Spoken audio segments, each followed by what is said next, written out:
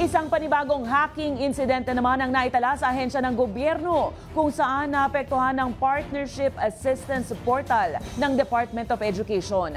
Ayon naman sa isang eksperto, target talaga ng mga hacker na puntiryahin ang mga hindi ganoon ka-secure na website. May balitang A to Z si Kim Salinas.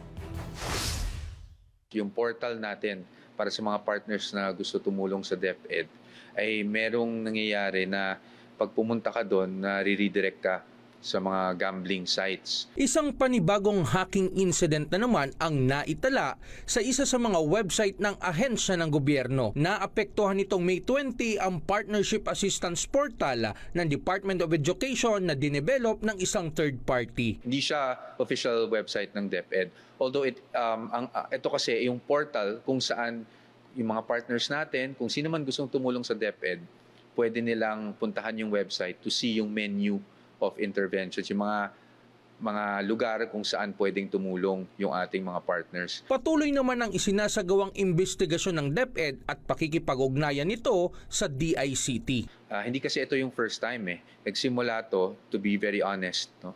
Sa mga Facebook pages ng ating mga division offices, 'di ba? Nagkaroon ng mga malalaswang content na na-post. So noon pa lang, I think this was around February na nagsimula yung ganyan. Talagang nakita na natin na kailangan natin paigtingin yung ating cybersecurity.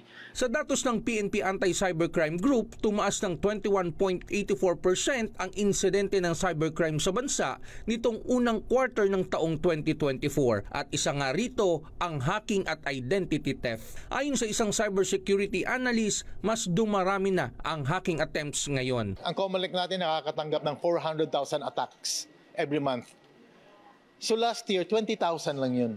Ibig sabihin nun, nagdoble, nagtriple, nag-4 times pa yung attack sa kanila para makompromise lang sila. Dagdag pa ni Samaniego, nagkamali ang nagme-maintain ng website ng DOST at PNP kaya nahack ito kamakailan. Kasi nagkaroon sila ng mga files na available to the public. So gaya ng mga source code nila at mga iba pang file.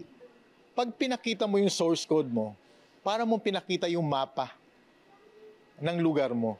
At pwede niyong i-exploit ng mga cybercriminals.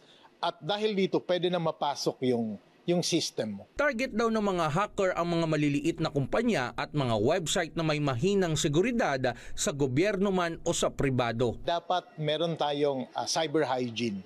So yung mga files natin, yung mga password natin, yung two-factor authentication natin, dapat sundin natin to lahat. Kasi kung hindi, mako-compromise talaga tayo pag inatake tayo ng mga masasamang loob. Payo pa sa publiko, i-update lagi ang operating system at huwag basta mag-click ng mga over-the-top o OTT na pinapadalang mensahe gamit ang iba't ibang medium channel nang sa gayon ay maiwasang mabiktima ng anumang panghahak.